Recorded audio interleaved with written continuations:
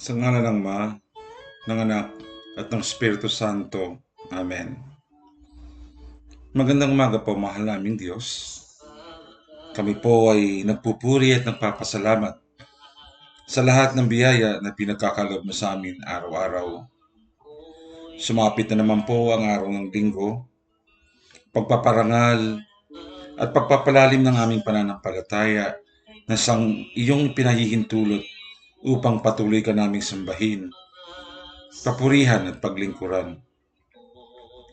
Ama, nawa sa oras na ito ay samahan kaming muli ng iyong anak na si Jesus sa aming pagninilay, pakikinig ng banal na salita na kanyang ibinigay sa aming lahat.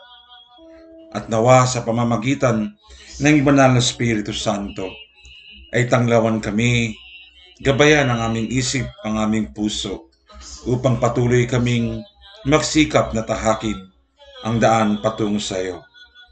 Hinihiling namin ito, Ama, kasama mo at ng iyong anak na si Jesus kaysa ng Espiritu Santo, magpas sa walang hanggan.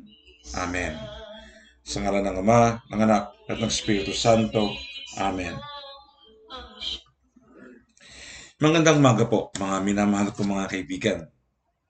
Tayo naman po ay magkakasama-sama namang muli upang sa ilang mga mahigit 10 o 15 minuto o maaaring higit pa ng kaunti ay talakayin po natin at bigyan po natin ng pagkakataon na mangusap ang Diyos sa atin sa pamamagitan ng Ebanghelyo na kanyang ibinibigay sa atin sa linggong ito. Bago ko nga po pala simulan, pagbati po sa mga mga bago nating makakasama sa pagninilay para po kay Gerald Dandan at kay Erico Peña. Magandang gabi sa inyong dalawa. Salamat. Sana ay patuloy po kayong magsumubaybay at baka sakali meron kayong mapulot sa ating mga pag-uusapan. Ang gospel po natin ngayong Sunday, October 1, 2023 ay mula kay Matthew chapter 21 verses 28 to 32. Hayaan niyo pong basahin ko. Jesus went on to say, "What do you think of this? A man had 2 sons. He went to the first and said to him, 'Son, go and work in my vineyard today.' And the son answered, 'I will not go.' But later he thought better of it and went. Then the father went to the second and said the same thing. This son replied, 'I will go, sir.' But he didn't go. Jesus then asked, 'Which of the 2 sons did what the father wanted?' They answered, 'The first.' And Jesus said to them, 'Truly I say to you, publicans and prostitutes are going into the kingdom of God ahead of you. For John came to show you the way of goodness, but you did not believe him. Yet the publicans and the prostitutes did. You were witnesses of this, but you neither repented nor believed him.'" The Gospel of the Lord. Praise to you, O Lord Jesus Christ. Mga kaibigan, kung kayo ay pamilyar o natatandaan niyo po ang Ebanghelyo, 2 linggo ang lumipas at yung nakaraang linggo lang, mapapansin po natin na ang binabanggit sa banal na kasulatan sa Ebanghelyo natin ay patungkol sa isang amo na may-ari ng upasan at kanyang pinahayo o binigyan ng tinatawag na tungkulin o obligasyon ang kanyang mga tauhan. Sa una, para dun sa kayamanan na ipinatago niya, at sa pangalawa ay doon naman sa mga tao na binigyan niya ng mga pagkakataon na gumawa sa ubasan. At alam po natin na bagamat ang iba ay 1 oras lamang, subalit kapareho ng kanyang kinita. Kung titingnan po natin, halos pare-pareho sila ng mga sweldo, kahit yung iba ay nauna pa ng mahigit 6 na oras o 8 oras, subalit pare-pareho lamang. At alam po natin na merong hindi magandang pag-uugali doon sa naunang ebanghelyo ng Dalawang linggo ang lumipas at meron ding ibang hindi rin magandang pag-uugali ang naganap dito sa ebanghelyo natin ng nakaraang linggo. At ngayon, dito naman sa ebanghelyo natin, mapapansin natin ay hindi na tinatawag na relationship o ugnayan ng kaniyang amo sa kaniyang mga manggagawa sa ubasan. Sa halip, ito ay isang ama na may kasama na dalawang anak. Kung titignan po natin at palalalimin po natin ang ating pangunawa, nung mga nakaraang ebanghelyo ay binibigyan tayo ng halimbawa ng Panginoon kung saan ah, ang Diyos o ang Ama o maaring si Kristo ang kumakatawan doon sa may-ari ng ubasan at ang manggagawa ay ang mga tauhan o tayo na mananampalataya. May tumutugon, mayroong hindi, at mayroon din namang um, magkakaroon ng pag-uugali na hindi tama, maaaring naiinggit o nagsiselos o nanlalamang sa kapwa. At sa ebanghelyo po natin ngayon ay tinutukoy na hindi lang basta amo at kanyang mga manggagawa, sa halip ito ay ama at ang kanyang mga anak. Ito ay isang pagpapasinaya, mga minamahal ko mga kaibigan, na pinalalalim ng ebanghelyo at pinalalalim ng sumulat na si Mateo na ang ugnayan natin sa Panginoon kapag tayo minsan ay nagsisimula pa lamang ay sa pamamagitan ng manggagawa at ng may-ari ng ubasan. Pero habang tumatagal, lumalalim ang ating ugnayan sa Panginoon kapag mas marami tayong nakikita na natatandaan at turo at aral na pakikinggan, hindi na minsan tayo tatawagin na manggagawa lamang sa ubasan ng Diyos. Sa halip, tayo ay manggagawa, subalit tayo ay pumapasok sa mas malalim na pag-uugnay sa Diyos sapagkat siya ay hindi na basta amo lamang, kundi ating Ama at tayo ay kanyang mga anak. At hindi rin kaila sa atin sa ebanghelyo ngayon ay meron ding hindi magandang naganap na meron siyang anak na umoo subalit hindi sumunod. Mga minamahal ko mga kapatid, ang ebanghelyo natin ngayon ay kung bibigyan natin ng pansin ay tumutugon doon sa mga Pariseo, sa mga Saduseo, sa mga taong nakakakilala sa salita ng Panginoon o salita ng Diyos, lalong-lalo na sa turo at aral ni Moises sa Lumang Tipan, bagamat kilala nila at bagamat alam nila ang turo at aral mula pa sa Lumang Tipan hanggang sa pagdating ni Kristo, ang iba ay puro salita lamang, subalit hindi tumutugon. Ang iba ay nagsasabing naniniwala sila at ipinangangaral nila ang mga turo at aral na ayon sa turo ni Moises. Subalit hindi kailanman isinasabuhay at walang pagtupad na nagaganap. Ito ay puro sa salita lamang nangyayari. Ito ay pinatunayan ng ebanghelyo natin ngayon. Ano po ang kaugnayan nito sa atin sa buhay pananampalataya natin bilang Kristiyano noon hanggang sa ngayon, mula pa nang dumating si Kristo hanggang sa siya ay umakyat sa langit. Ang lahat ng mga nakapapakinig, ang lahat ng mga nakakakilala kay Kristo, napakadaling sabihin na kapag nakapakinig tayo ng utos at aral ng simbahan, napakadaling sabihin na tayo ay tumutugon. Napakadaling sabihin na tayo ay sumusunod. Subalit, lagi nating tatandaan, hindi lahat ng tumutugon at hindi lahat na nagsasabi na sumusunod sa turo at aral ng Diyos ay tunay ngang nagagampanan at tunay ngang isinasabuhay ang kanilang mga natututunan at ang kanilang mga tinatanggap na utos na mula sa Diyos o mula sa Ama. Bakit? Alam nating lahat at hindi yan kaila sa atin na maraming nasa loob ng simbahan manggagawa sa ubasan at kahit saan paman, manggagawa sa komunidad na ating kinabibilangan, lalong-lalo na patungkol sa ating pananampalataya. Nagsasabi, sila ay tumutupad, sila ay alam nila ang salita ng Diyos, alam nila ang kanilang mga gawain at tungkulin sa loob ng simbahan o ubasan ng Panginoon. Pero Sila ba ay tunay na tumutugon? Maaaring nakikita natin na sila ay sumusunod. Nakikita natin na sila ay gumagawa. Subalit ang katanungan, ito ba ay nanggagaling sa kanilang puso? Ito ba ay nanggagaling talaga sa kaibuturan ng kanilang kalooban? O baka naman kaya nila ito ginagawa dahil meron silang mga pansariling motibasyon, pansariling intensyon. Lalong-lalo na kung mga tao ay mahilig mamulitika. Kung halimbawa ang mga tao ay merong binubuong plano sa kanyang sariling isipan at ginagamit ang simbahan, tumutugon at nagbibigay ng mga donasyon, gagamitin ng simbahan at kahit ang mga kaparian at ang kasamahan sa loob ng kanyang parokya para sa kanyang pansariling pagkilala, pagtataas ng sarili upang makilala at purihin ng iba. At meron din namang mga tao na matagal nang umaayaw. May mga tao na binyagan, nagkaroon ng turo at aral ng simbahan, subalit matagal na panahon bago nila naisipang tumugon. Sino ang mas maliligtas? Ang taong matagal nang naglilingkod?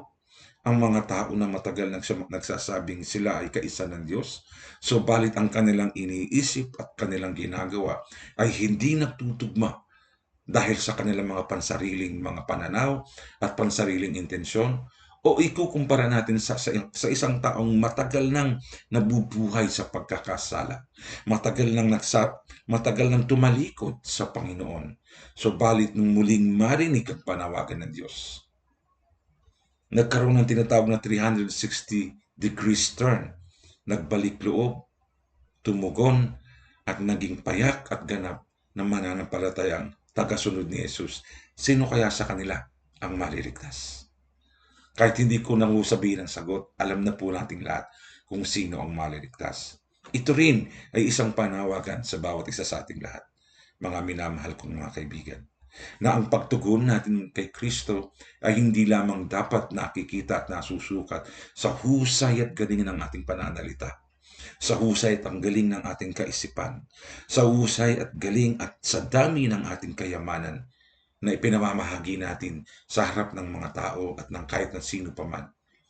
Ang tunay na ugnayan ng ating buhay dito sa mundo sa ating Panginoon ay dapat nakikita hindi lamang sa panlabas na anyo, ay dapat nararamdaman, nagmumula sa puso na ibinabahagi natin sa ating kapwa ng walang pag-iimbot, ng walang hinihintay na kapalit. Na pagamat may pagkakataon tayo ay nag-aalinlangan, subalit nandun pa rin ang pagsusumikap na tayo ay tumugon sa Diyos.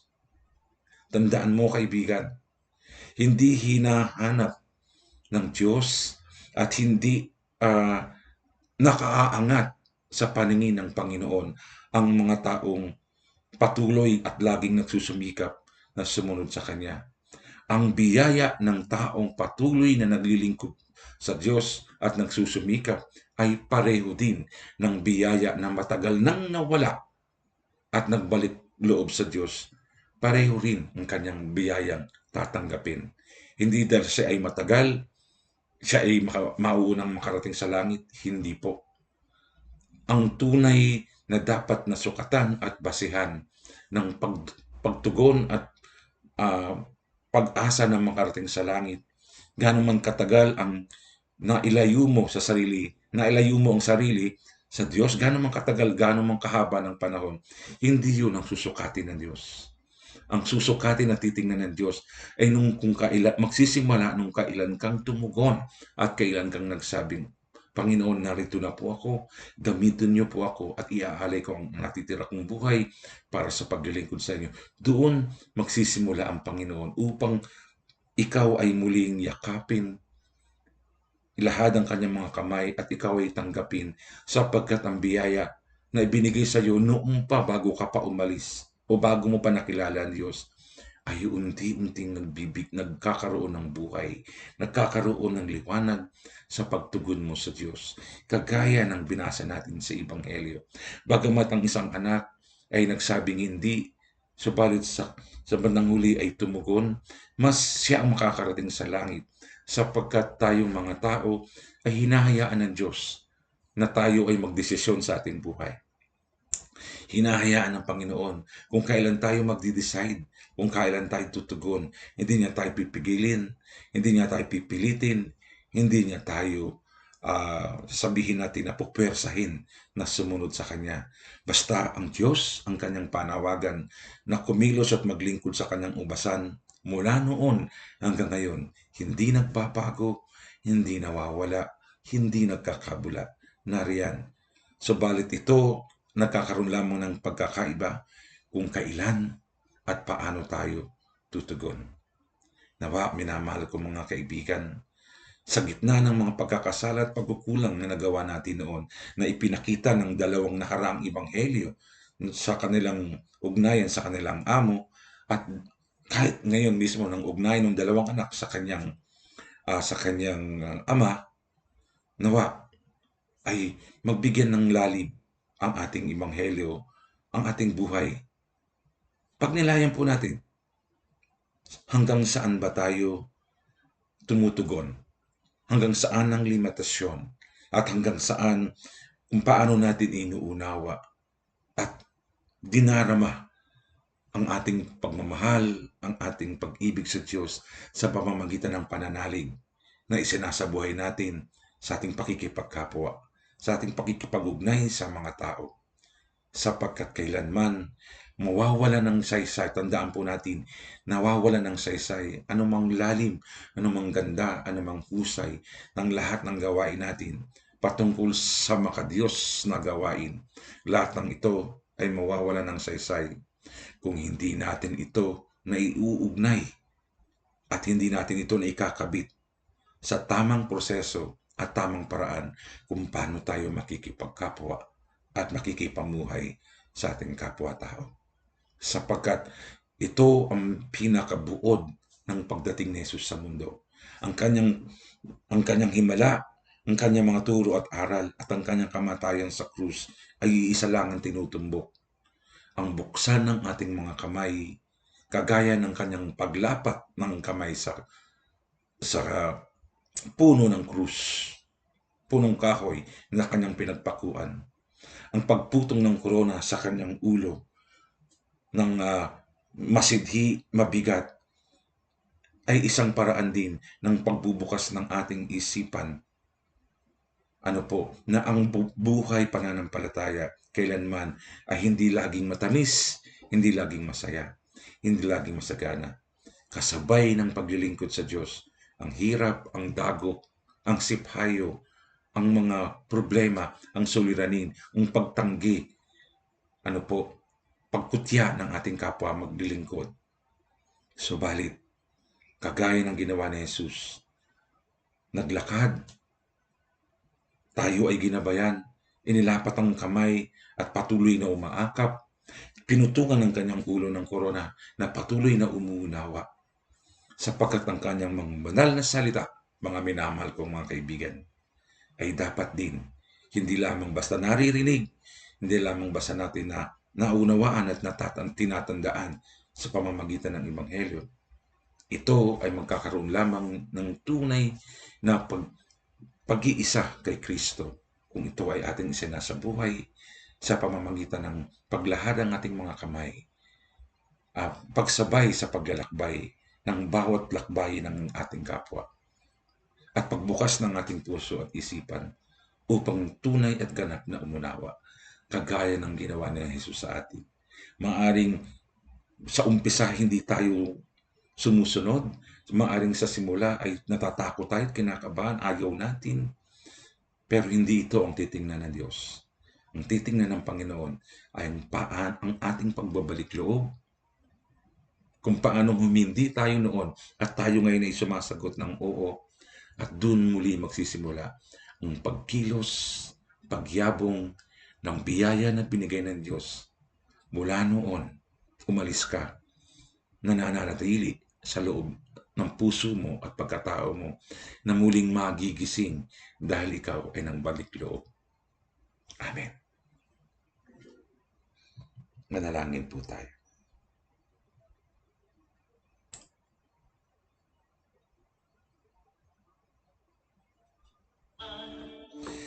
Panginoong Diyos, salamat po sa pag-aaral, pakikinig. Salamat po sa aming mga narinig. Basbasan mo kaming muli, Panginoon.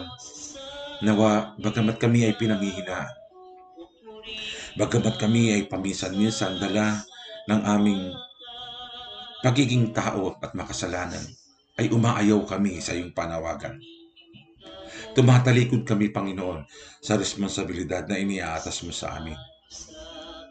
Turuan mo kami, O Diyos, sa pamamagitan ng iyong banal na Espiritu, na muli kami ay magbalik loob, O Diyos, at sa aming pagbabalik, hindi nawa kami mawala, hindi nawa kami maligaw muli, at patuloy naming tahakin ang daan patungo sa iyong kaluwalhatian. Amen. Sa ngalan ng Ama, ng Anak, ng Espiritu Santo. Amen.